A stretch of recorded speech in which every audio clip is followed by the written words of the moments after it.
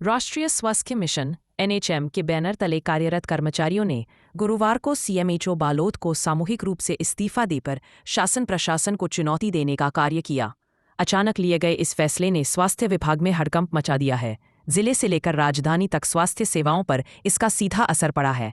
क्षेत्रों में जहां प्राथमिक स्वास्थ्य केंद्रों और उप स्वास्थ्य केंद्रों में सेवाएं ठप हो गई हैं, वहीं शहरी इलाकों में टीकाकरण से लेकर लोगों को मिलने वाली कई स्वास्थ्य सेवाएं तक प्रभावित हो रहे हैं।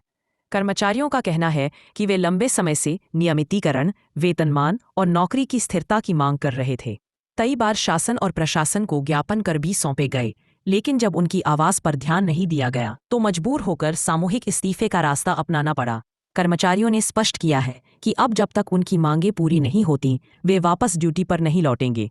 बता दें, पिछले 18 दिन से NHM कर्मचारी हड़ताल पर बैठे हुए हैं और उनका कहना है कि कल प्रशासन के द्वारा दमनकारी फरमान घोषित किया गया, जिसमें प्रांतीय पदाधिकारी की बर्खास्तगी की गई, जिसमें बालोद जिले के डोंडी लोहारा ब्लॉक के BPN दिनेश चंद्र खरकवाल का बर्खास्तगी का आदेश जारी हुआ।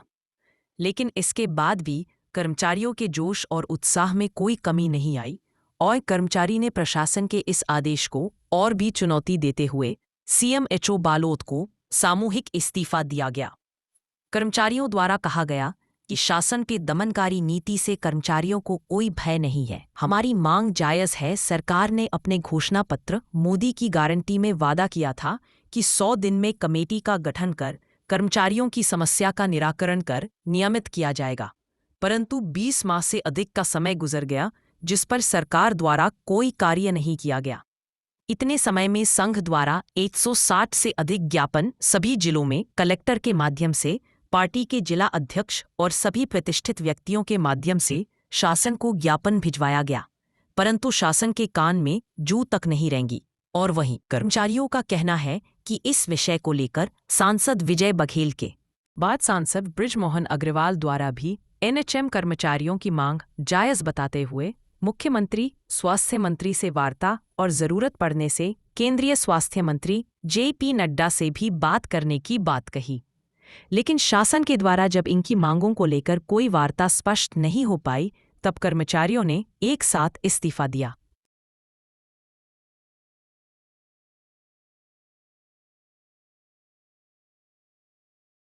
जा रहा है क्या कुछ मांगे? आज ज्ञापन नहीं, इस्तीफा हो रहा है, सामूहिक इस्तीफा।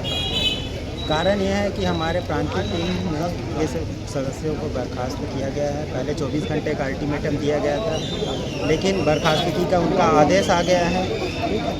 क्योंकि हमारे साथियों को बर्खास्त किया जा रहा है, तो हम ये निर्णय लिए हैं पूरे 33 जिले, पूरे छत्तीसगढ़ में आज हड़ताल स्थल से पैदल रैली निकाल के हमारे जो नियोक्ता करता है CMHO, उनको हम सामूहिक इस्तीफा सौंपेंगे। कितने दिन धरना किया और अभी बालोद जिले के कितने कर्मचारी जो है आज इस्तीफा दे रहे हैं? हमारा ये 18वां दिवस है।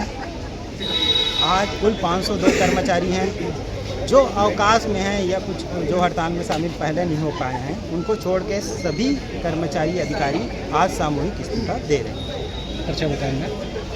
अखिलेश कुमार साहू, अध्यक्ष।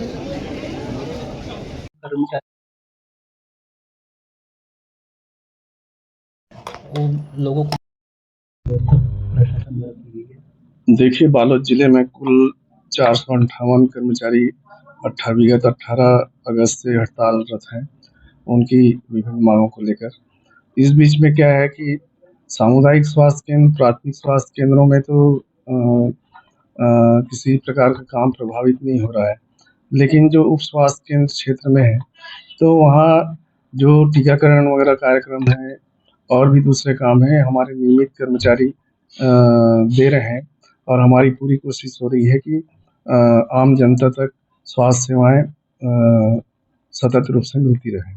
आज सभी ने अपना इस्तीफा दिया है, उस पर देखिए, प्रदेश स्तर का मामला है ना, जो भी निर्णय आएगा प्रदेश से ही आएगा, है ना। आशा करता हूँ कि इन लोगों की हड़ताल खत्म हो जाए।